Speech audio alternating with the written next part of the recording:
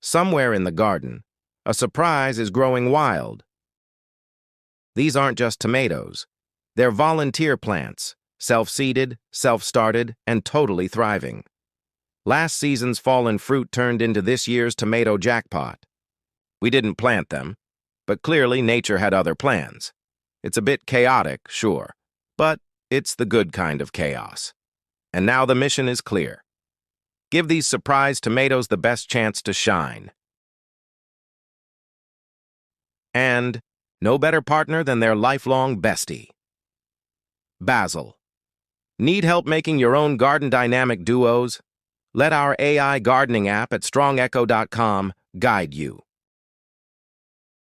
There are a lot of tomatoes growing close to each other in our greenhouse.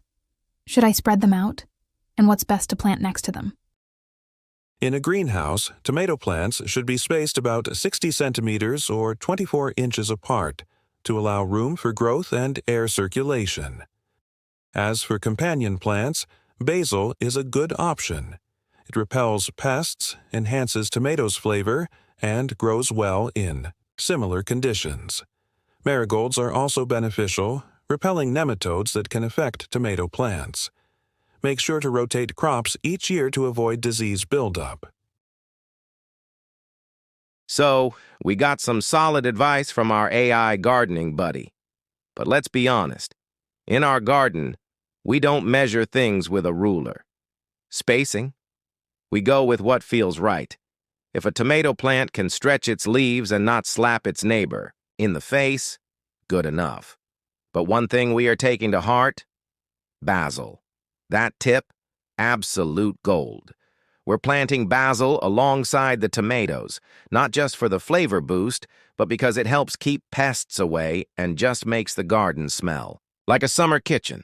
High-tech advice meets gut instinct. That's how we grow. First things first. We're thinning things out a little. I pick one of the stronger plants and carefully scoop it out, roots intact.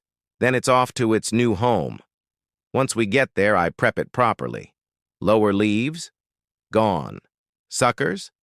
Snipped. It's like giving the plant a fresh haircut before moving day. Then I nestle it into the soil and guide it onto its new climbing line. A nice little support system to grow tall and proud. And of course, what's a move-in without a little welcome? Shower? A quick soak. Because even tomatoes like a spa moment. Next, we grab a basil plant from a pot of siblings. This one's going in between two tomatoes, right where it belongs. Basil isn't just here to smell good. It's the tomatoes' ride or die. It helps repel pests like aphids and hornworms, boosts flavor, and they both love the same sunny, well-drained vibe. It's like the tomato's personal bodyguard and personal chef. Second tomato. Same process. Lower leaves off, suckers out, clean, focused, ready to grow. This is companion planting, not just planting stuff together, but helping each plant live its best life. All right, now that we've moved one of our tomato plants to a more spacious corner of the garden, it's time to do a little extra explaining. First up, those lower leaves. See the leaves near the base of the tomato plant? They might look fine, but they're actually trouble waiting to happen.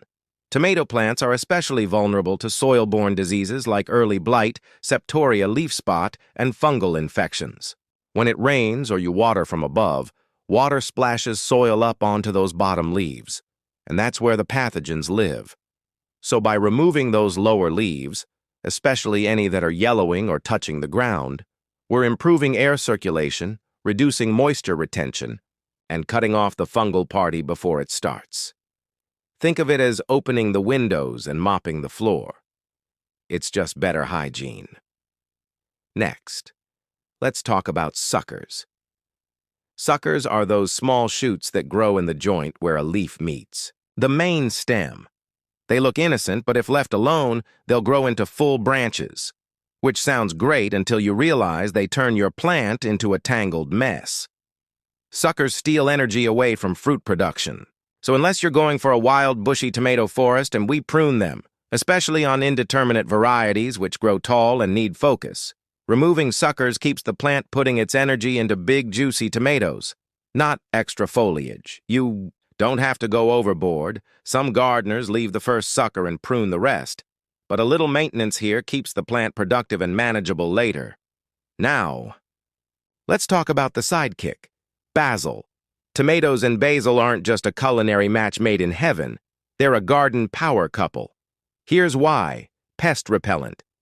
Basil emits aromatic oils that help repel common tomato pests, like aphids, whiteflies, and even the dreaded tomato hornworm. It's like a natural insect force field. Flavor enhancement studies and decades of Italian grandmothers agree. Tomatoes grown near basil tend to develop better flavor. The science behind it isn't 100% clear, but gardeners swear by it. Maybe it's the improved soil microbiome.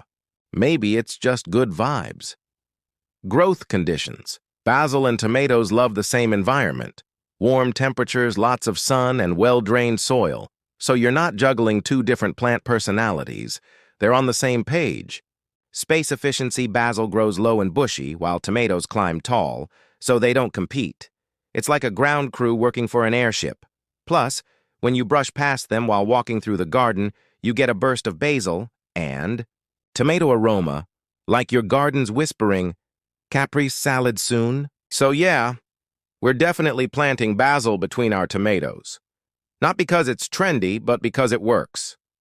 Bottom line, we're not just growing plants next to each other.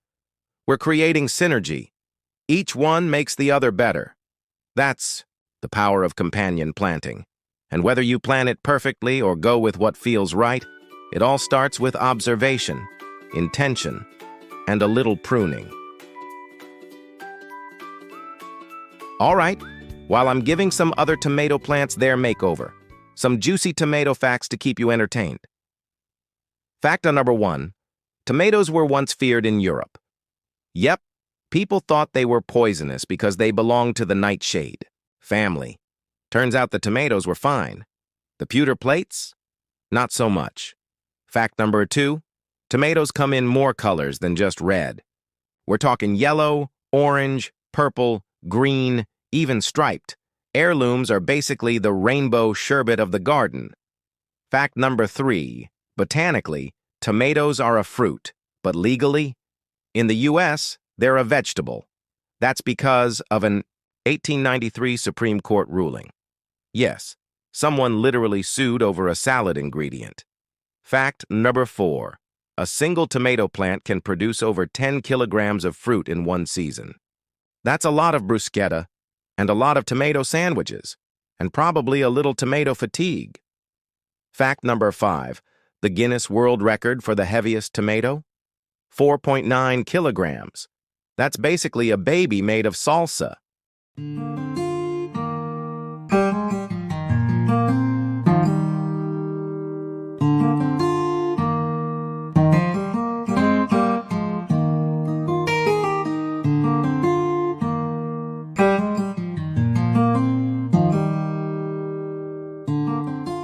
All right, that's enough tomato drama for one day. You want to know what's hiding under this jungle canopy? It's a courgette. Or, for our international friends, a zucchini. Our very first of the season.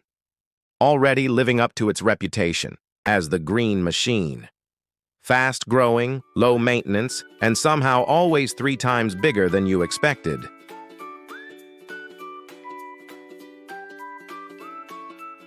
And right over here, look at that. The next one's almost ready too. Good for the 1,000 kilo challenge, no doubt. And look at today's harvest.